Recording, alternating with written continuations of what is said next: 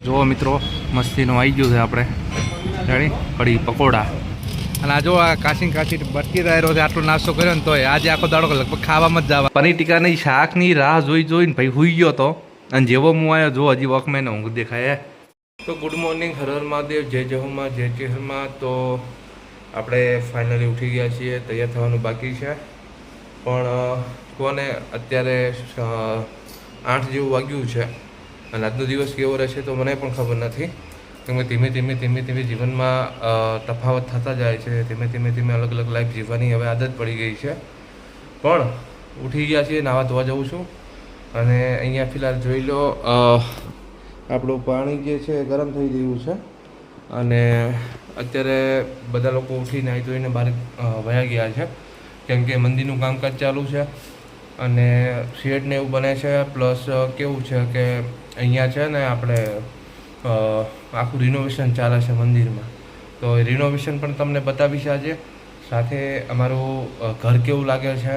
તો જે મતલબ જે જગ્યાએ હું રહું છું મારું પ્રોપર ઘર તો બીજે છે પણ જે જગ્યાએ હું રહું છું તો એ કેવું લાગે છે એ પણ તમને આજે બતાવું તો જોડાયેલા રહેજો છેલ્લે સુધી મિત્રો પ્રિયાંશને તમે રમકડા જુઓ આ ઢોલ અહીંયા પડ્યો છે આ મોબાઈલ એનો અહીંયા પડ્યો છે આ જીસીબી એનું અહીંયા પડ્યું છે બાકી ઘણા બધા એના છે ને રમકડા ક્યાંક ને ક્યાંક તો પડ્યા જ હશે કેમ કે એ રમે એના કરતાં તોડે વધારે છે જુઓ આ તૂટેલી ગાડી અહીંયા પડી છે એક ગાડી ત્યાં પડી છે તૂટેલી સાયકલ ત્યાં પડી છે અને બાકીના જે રમકડા છે ને એ તો બીજું માળ છે ને ત્યાં પડ્યું છે અને આ જોઈ લો આ આપણું મંદિરવાળું ઘર છે આ મારી હેલોજન લાઇટ ને બધું છે આમાં આપણે પેપળો છે અને અહીંયાની જે તૈયારીઓ થાય છે તો આ બધી તૈયારીઓ ચાલુ છે અહીંયા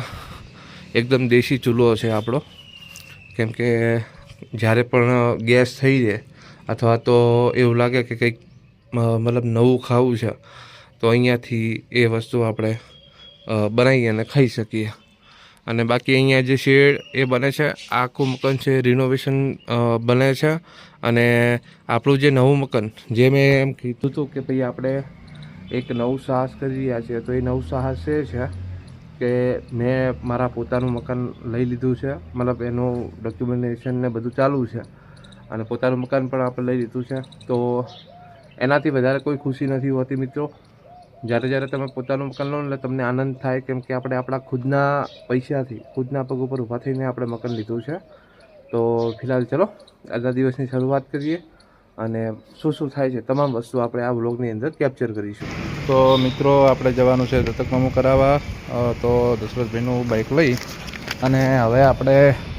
નીકળીએ છીએ દત્તકનામું કરાવવા માટે તો મિત્રો આપણે આવી ગયા છીએ હેપી મોલ અને એની પાછળ જવાનું છે આપણે તો જોઈ લ્યો તો ફાઇનલી આપણે પોસ્ટ ઓફિસ પહોંચી ગયા છે તો આપણે આવ્યા હતા કઢી પકોડા ખાવા માટે હું ને મારો ભાઈ રાજ્યો તો આપણે કઢી પકોડા ખાવાના હતા એટલો બધો બ્લોગ ઉઠ્યો નહીં આજ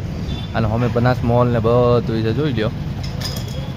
જુઓ મિત્રો મસ્તીનું આવી ગયું છે આપણે જાણી કઢી પકોડા અને આને તો ચાલુ જ કરી નાખ્યું છે આના કારણે મારે કોઈ આપવું પડ્યું છે ખાવા બાકી નાસ્તો કરવા આપણે કોઈ આવવાના નહોતા પણ ચલો ફટાફટ મસ્તીનો નાસ્તો કરીએ ને પછી મળીએ હેલો અરે ભાઈ મગફળી માટે ફોફા લેવા માટે અમારા ભાઈ છે આ કોરોટ છે કોરોટની બાજુમાં ભાઈ ઊભા રહે છે અને સરસ મજાના કેળો એકદમ ફ્રેશ કેળો છે મકાઈ છે અને જુઓ આ સરસ મજાની મગફળી છે આ બાજુ બજાર બાજુથી આવો તો આપણે જે મેન બજારનો ચોકડી પડે ત્યાંથી હોય અંદર આવશો તો તમને આ ભાઈ દેખાશે જોઈ લો આ ભાઈનું મોઢું જોઈ લો એટલે તમને વળી આવવામાં એમ ના લાગે કે કોઈ આવું ના આપવું એમ અને આ જો આ કાચી બટકી રહ્યો છે આટલો નાસ્તો કર્યો ને તોય આજે આખો દાડો લગભગ ખાવામાં જ જવાનો હે લાવવો પડશે તો મિત્રો જુઓ ચોળાફળ અરે લાયા હતા આપણે મગફળી બહુ મસ્ત છે કેળા છે મેનેજર સાહેબ અમારે ખાઈને આવ્યા છે અમે બે ફૂલ નાસ્તો કરીને આવ્યા હતા પણ હવે ભૂખ લાગી ગઈ છે તો અમે અત્યારે નાસ્તો કરવા બેઠા હતા પણ મજા આવે છે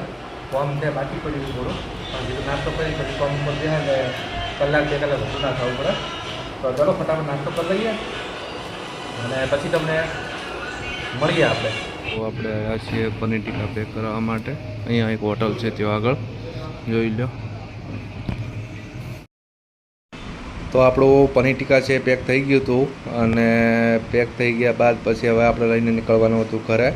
પણ મને થયું કે થોડુંક વ્યૂ બતાવી દઉં તમને. તો જોવો સરસ મજાની હોટલ છે, 1 વે જમવાનું હોય છે તુલસી હોટલમાં. ક્યારેક દિવદર બાજુ આવો છો તો અહીંયા ચોક્કસ જમજો. તો મિત્રો આપણે આપણું બાઇક લઈ અને નીકળી ગયા છીએ ઘર તરફ જવા માટે. જોઈ લ્યો. અને આજે એટલું બધું કંઈ શૂટ થયું નથી, પણ જેટલું બી શૂટ થવાની મતલબ થાય છે એટલું કોશિશ કરું છું કે મિનિમમ 5 થી 6 મિનિટ બ્લોગ બને. અને ફિલહાલ આપણે અત્યારે આપણું બાઇક લઈને ઘરે નીકળી ગયા છીએ. પહેલાં તો મિત્રો આ મૂર્તિને જોઈ લો. આ મારો ભાઈ નિકો પનીર ટીકાની શાકની રાહ જોઈને ભાઈ હુઈ ગયો હતો. અને જેવો હું આવ્યો જો હજી વોકમેન ઊંઘ દેખાય જોઈ ગયો. અને ફિલહાલ પનીર ટીકાનું શાક લઈને આવ્યા છો આપણે. અને મારો ગીડીકો શું કલર બીટ્યું ચોકલેટ ખાઈ રેડી. તો મિત્રો જો પનીર ટીકાનું શાક લઈને આપણે આવ્યા હતા. આ કાલનું પાઉં છે, પણ હકીકતમાં પાઉં ફગરેલું ના ખવાય, કેમ કે આના અંદર ઝેર વળતું જાય છે એટલા માટે. અને અમારે પ્રિયા છે ચોકલેટ લાવી હતી એટલે એ ચોકલેટ ખાઈ રહ્યો છે. અને ભાઈ ઊંઘમાંથી ઉઠીને આવ્યા છે. જાજુ જેટલું કોઈ શૂટ થયું નથી, પણ જેટલું બી થયું છે આપણે કોશિશ કરી છે ને બારે શેડ લાગી દેવો છે. તો એ શેડ પણ હું તમને બતાવું છું કઈ રીતનું છે શું નહીં. તો ફિલહાલ આપણે જમી લઈએ અને જમી અને પછી તમને જેટલું પણ દેખાય છે એટલો ટૂર કરાવવાની કોશિશ કરું છું. એટલે શું છે કે તમને પણ મારો બ્લોગ જોવામાં મજા આવે. અને હવેથી આપણે એકને એક વસ્તુ નથી બતાવતા વારંવાર, કેમ કે બધા લોકોની એવી ઈચ્છા હોય છે કે ભાઈ એકને એક વસ્તુ આપણે જોઈએ તો બધાને શું છે કે ભાઈ ગમતું ન હોય. એટલે ફિલહાલ આપણે હવે જમવા બેસીને જમી અને પછી તમને મળીએ છીએ. તો મિત્રો આ જગ્યા ઉપર આપણે શેડ બનવાનો છે અને અહીંયા છે રિનોવેશન થાય છે. જુઓ અહીંયા બધો માલ સામાન આવી ગયો છે. સામે ગેટ પણ બનવાની તૈયારી થઈ રહી છે. સાથે સાથે એક આખો ઊભો શેડ બને છે આમ, અને એક બને છે આડો. અને હું તમને આજે થોડી જગ્યા બતાવી દઉં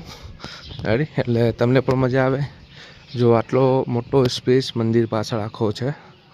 અને આટલો સ્પેસ છે.